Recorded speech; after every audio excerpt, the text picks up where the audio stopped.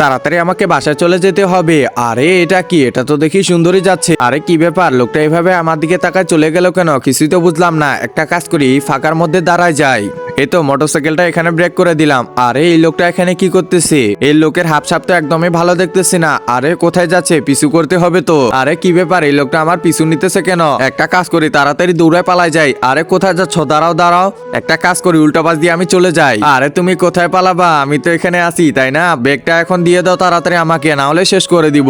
আচ্ছা আচ্ছা ঠিক আছে, আমাকে কিছু করো না। এই যে নাও ব্যাগ, এখন যাও এখান থেকে। আচ্ছা ঠিক আছে, আমি চলে যাচ্ছি। তাড়াতাড়ি ব্যাগটা খুলি, তাড়াতাড়ি ব্যাগটা খুলি। আরে এটা কি? একজন মা কতটা আপন হয়ে থাকে, যার মানেই তাকে জিজ্ঞাসা করে দেখো। তো দেখা যাক বন্ধুরা, এই মায়ের জন্য কে ভিডিওটিতে লাইক এন্ড সাবস্ক্রাইব করে।